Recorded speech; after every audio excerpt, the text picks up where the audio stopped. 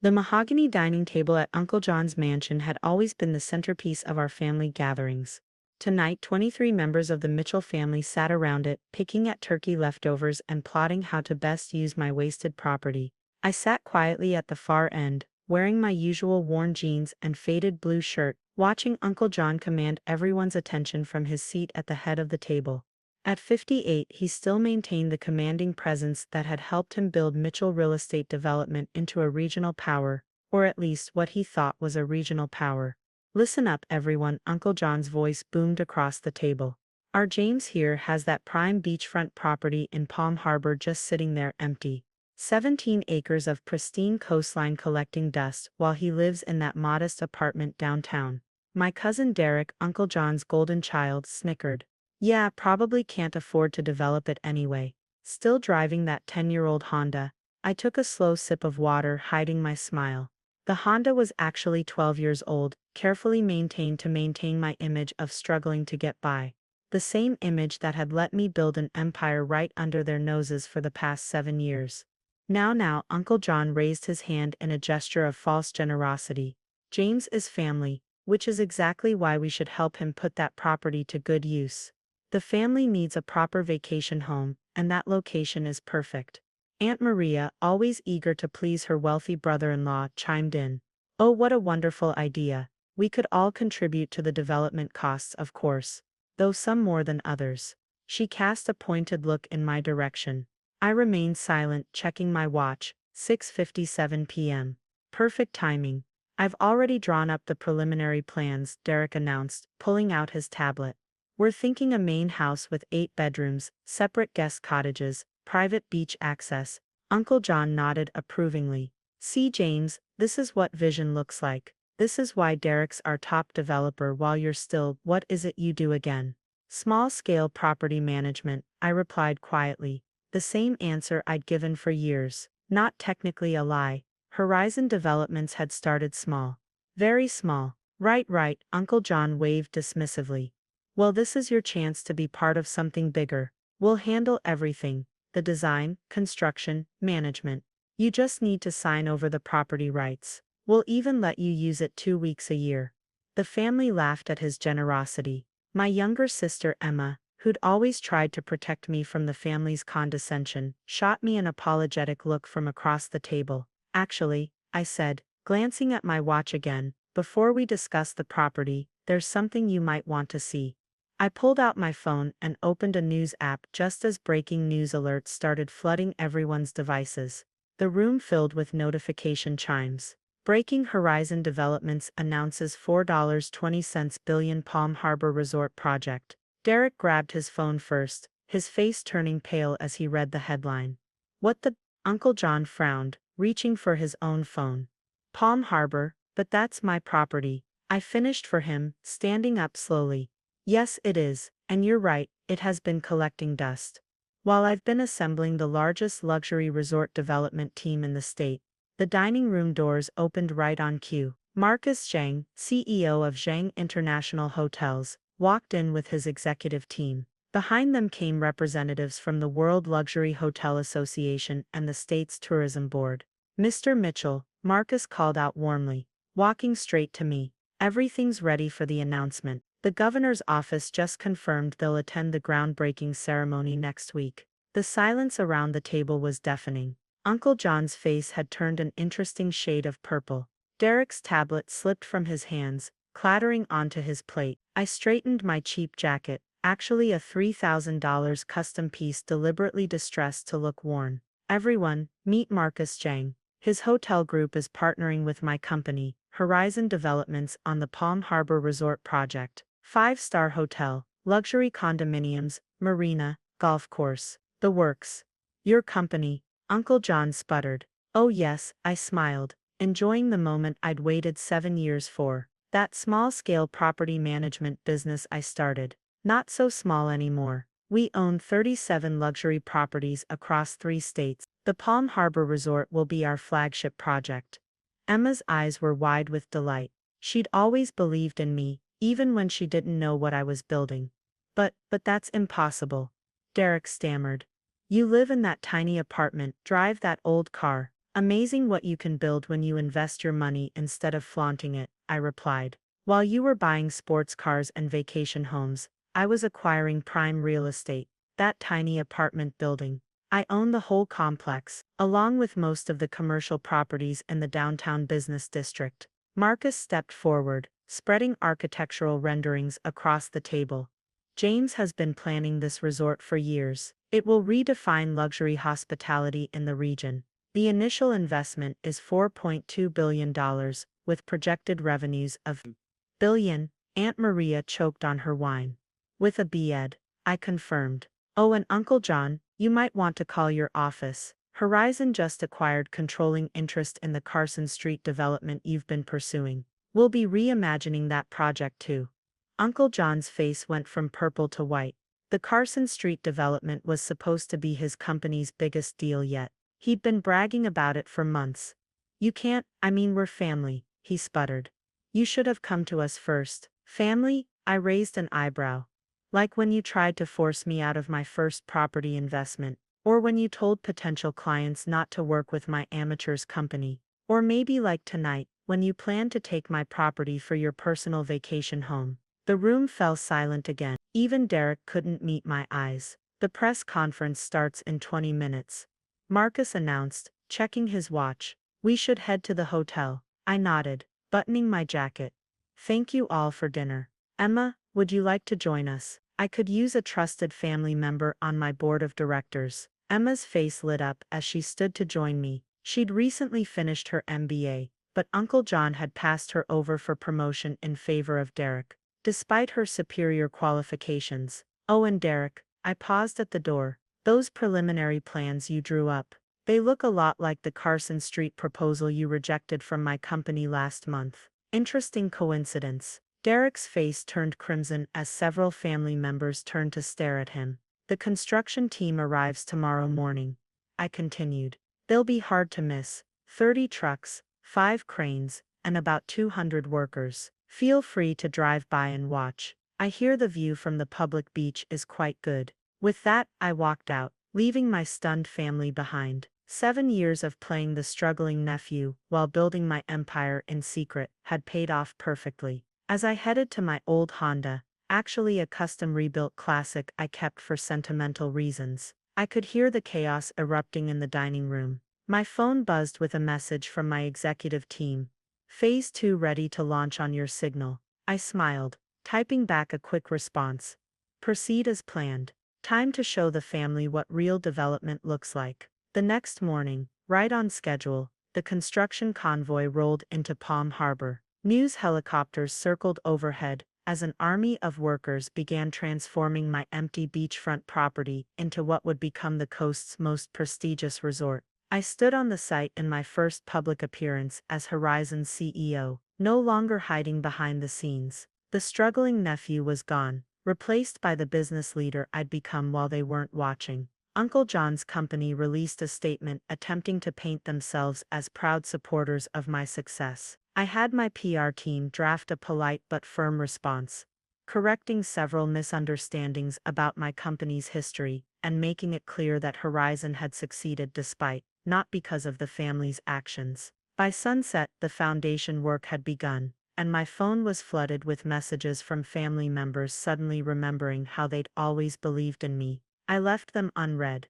The only family member I spoke to that day was Emma, as we discussed her new role as Director of Strategic Development. You know, she said, as we watched the construction from my private observation deck, I always knew you were smart, but this is incredible. I smiled, thinking of all the nights I'd worked in secret, building my company while they thought I was failing. The best success is the kind you build quietly, I told her. While everyone else is talking about what they're going to do, you just do it. The sun set over the beach, casting long shadows across what would soon be the most talked about resort development in the state. In the distance, I could see Uncle John's car parked at the public viewing area, watching the construction he'd never get to control. Tomorrow, Phase 2 would begin, the systematic acquisition of every major development project in the region. But for now, I savored this moment, standing on my property that was just collecting dust, watching my vision come to life. The family vacation home, they'd planned would have been nice, I supposed. But a $4.2 billion luxury resort, that was so much better. The morning after the Palm Harbor Resort announcement, I sat in my real office, a penthouse suite overlooking the city, watching the media frenzy unfold. Local news stations were running constant coverage of the construction, interspersed with speculation about the mysterious CEO who built a billion-dollar empire in secret. My phone had 147 unread messages from family members, ranging from congratulatory to accusatory. Uncle John had sent 15 alone, alternating between thinly veiled threats and attempts at reconciliation. "Mr. Mitchell," my assistant Sarah buzzed in, "your uncle is in the lobby. Again, he's demanding to see you, and threatening to call a family emergency meeting." I smiled, pulling up the security feed. Uncle John was pacing the marble lobby, his usually immaculate suit slightly rumpled. The mighty head of Mitchell Real Estate Development reduced to begging for attention at my front desk. "Let him wait another 10 minutes, I replied, "then send him up. And Sarah, activate Protocol Family." Protocol Family was something I'd prepared years ago, a carefully orchestrated sequence of revelations designed to show my family exactly what they'd missed while underestimating me. When Uncle John finally entered my office, his practiced swagger was noticeably absent. His eyes darted around the space, taking in the floor-to-ceiling windows, the rare art pieces, and the scale model of the Palm Harbor Resort dominating the conference area. "James," he managed, trying to sound authoritative, "we need to talk about what you're doing to this family." "What I'm doing?" I kept my voice calm, not looking up from my tablet. "Please elaborate." This deception. Hiding your success, letting us think you were struggling, then ambushing us with this resort project. It's not how family behaves." I finally looked up. "Interesting perspective. Should we discuss how family behaves? Like when you tanked my first development deal by spreading rumors about my inexperience, or when you tried to force me to sell my first property to Derek at half its value." Uncle John shifted uncomfortably. "That was business. I was trying to teach you." "Oh, you taught me plenty," I interrupted, standing up. "You taught me that the family name means nothing when there's money involved. You taught me that success is only valuable if you can lord it over others. Most importantly, you taught me to keep my cards close until I had a winning hand." I pressed a button on my desk, and the wall behind me transformed into a massive digital display. It showed a map of the city, with properties highlighted in different colors. "Red properties are owned by Mitchell Real Estate," I explained. "Blue ones belong to Horizon Developments. Watch what happens when I update it to include our acquisitions from the last 24 hours." Uncle John's face drained of color as he watched nearly half of his company's highlighted properties turn blue. "How? That's not possible," he stammered. "Those properties aren't even for sale." "Everything's for sale at the right price," I replied. "While you were busy showing off your newest sports car to the family, I was meeting with your investors. Turns out they prefer solid business plans over flashy presentations." I pulled up another screen, showing Mitchell Real Estate's stock price, which had dropped 30% since yesterday's announcement. "Your shareholders are calling an emergency board meeting tomorrow," I continued. "Something about questioning the leadership's ability to compete in the modern market." Derek's proposal for the Carson Street development didn't help, especially after they learned he'd stolen the concept from us. Uncle John slumped into a chair, his arrogance finally cracking. "What do you want, James? Money? A partnership? Name it. I want you to understand something." I leaned forward. "For 7 years I lived below my means, drove an old car, and worked twice as hard as anyone else. Not because I had to, but because I chose to. Every time you mocked my small business, I was closing another major deal. Every time Derek bragged about his latest luxury purchase, I was acquiring another prime property." I stood up and walked to the window, looking out at the city that was increasingly mine. "That modest apartment building where I live, I bought it 5 years ago. The entire block around it, 3 years ago. The commercial district where your office stands, I started acquiring that 2 years ago, through shell companies. While you were building a real estate company, I was building an empire." Uncle John's phone buzzed, Probably another notification about his dropping stock price. He ignored it, staring at me like he was seeing me for the first time. The family meeting tonight, he said slowly. What should I tell them? Nothing, I smiled. Because you won't be there. But I will, and I'll explain exactly how the future's going to work. Right on cue, Sarah buzzed in again. Mr. Mitchell, your 10 a.m. has arrived. The board members from Mitchell Real Estate are ready to discuss the merger proposal. Uncle John's head snapped up. Merger? What merger? Oh, didn't I mention? I turned back to my desk. Your board reached out this morning. They think Mitchell Real Estate might be more valuable as a subsidiary of Horizon Developments. We're meeting to discuss terms. You can't do this, he protested weakly. The family will be fine. I cut him off. Better than fine. Emma's already revolutionizing our strategic development division. Cousin Mike's environmental technology firm just signed an exclusive contract with us. Even Aunt Maria's interior design company might get some work, if she can meet our standards. I pressed another button, and the office door opened. Sarah will show you out. Feel free to use the time before tonight's meeting to update your resume. I hear several small-scale property management firms are hiring. As Uncle John shuffled out, I turned back to the window. Below, construction trucks emblazoned with the Horizon logo rolled through the streets, heading to various project sites. My phone buzzed with updates, stock prices climbing, contracts being signed, properties being acquired. The family meeting tonight would be interesting. I had prepared presentations showing exactly how much of their business dealings actually depended on properties and companies I now controlled. Some would adapt to the new reality. Others, like Uncle John and Derek, would have to find new paths. Hey. Emma called while I was reviewing the merger documents. The family's in chaos, she reported, amusement in her voice. Derek just tried to delete a bunch of files from the Mitchell Real Estate servers. Good thing we already had copies of everything. How's Aunt Maria taking it? I asked, genuinely curious about our usually unflappable aunt. She's already rebranding her design firm to appeal to upscale resort clientele, and calling everyone who listen about her favorite nephew's incredible success story. I laughed. Some things never changed. By the way, Emma added, that Honda you love so much. Derek's been telling everyone it's actually worth more than his entire luxury car collection. Apparently it's some ultra-rare restored model. Let him keep guessing, I replied. See you at the meeting tonight. I ended the call and stared at the model of the Palm Harbor Resort. The family had always seen that beachfront property as wasted potential in the hands of their struggling relative. They'd never bothered to look beyond the surface, never questioned why I stayed in my apartment or kept driving my old car. They'd forgotten the most important lesson in real estate. It's not about how something looks, it's about what it's worth. And sometimes the most valuable things are the ones hiding in plain sight. Tonight, at the family meeting, they'd learned just how much they'd missed while they were busy underestimating me. But first, I had a merger to negotiate, and an empire to run.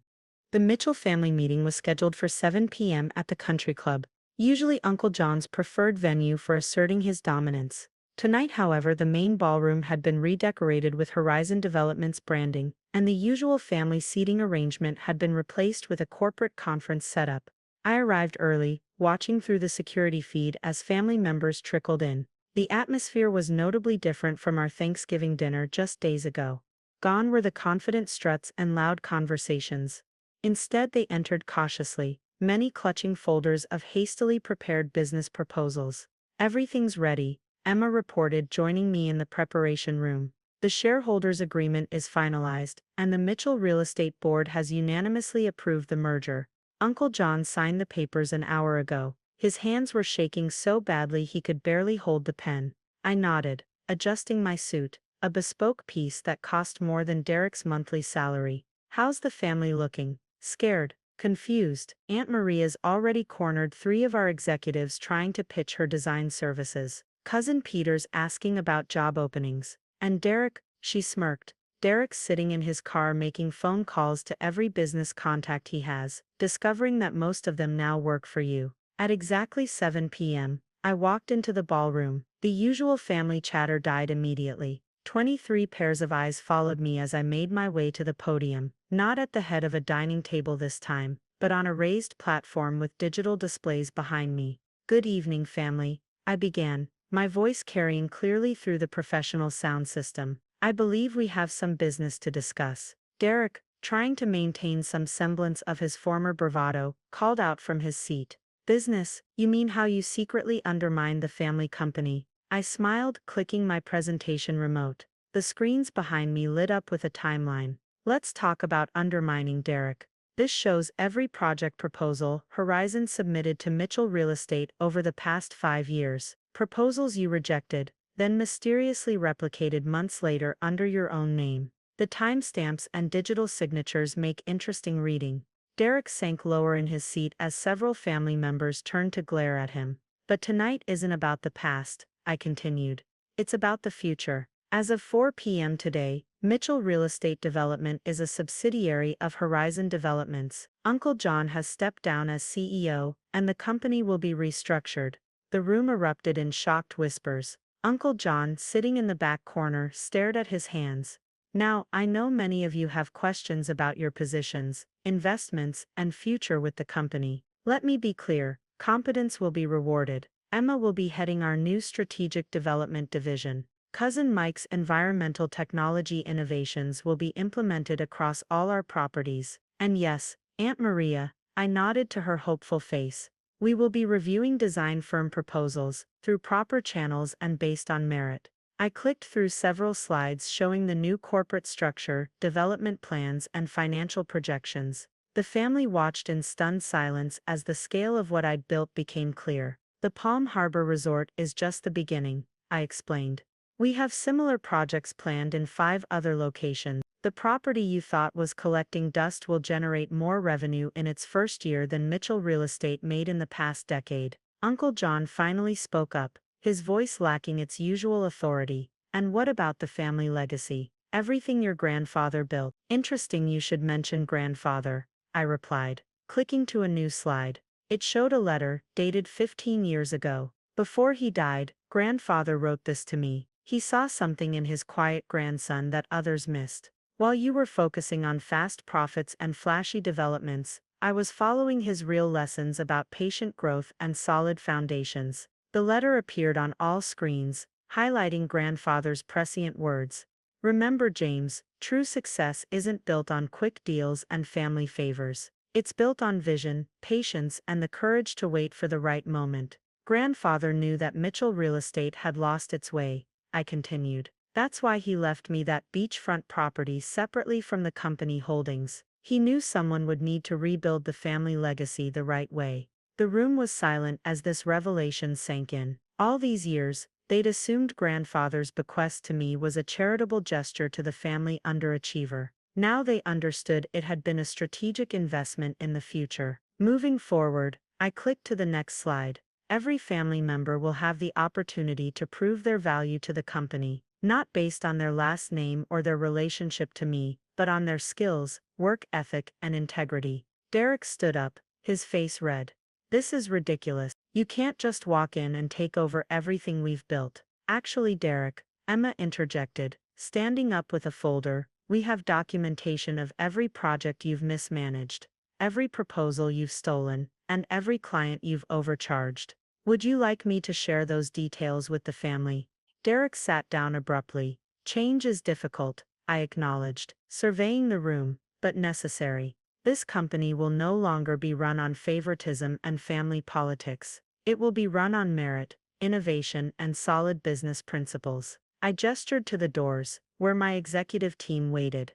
"My team will meet with each of you individually over the next week to discuss your potential roles in the new organization. Some of you will find opportunities to grow, others might decide to pursue different paths. Either way, the old way of doing business is over." The meeting concluded with a detailed presentation of the Palm Harbor Resort project. As architectural renderings and financial projections filled the screens, I could see the family's expressions shifting from shock to understanding.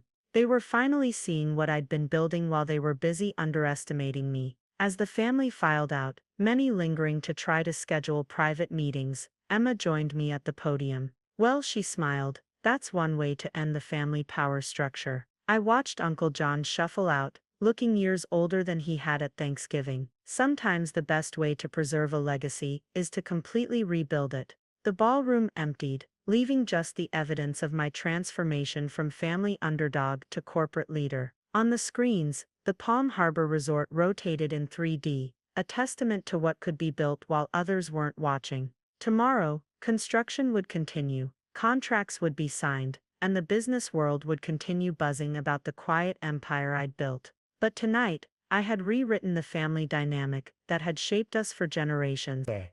Empty beachfront property had turned out to be the foundation of something much bigger than a family vacation home. It had become the cornerstone of a new legacy. 6 months after the family meeting, I stood on the observation deck of the nearly completed Palm Harbor Resort. The sunset painted the ocean in shades of gold, reflecting off the resort's glass facades and infinity pools. Below, workers were putting the finishing touches on the landscaping for next week's grand opening. My phone buzzed with a message from Emma. Uncle John spotted at the marina. Looks like he's trying to get a glimpse of the finished project. I smiled, remembering his Thanksgiving announcement about turning my empty property into a family vacation home. Now from his small boat, he was watching the completion of a world-class resort that would redefine luxury hospitality. The changes in the family over these months had been interesting to watch. Some, like Emma, had thrived in the new merit-based system.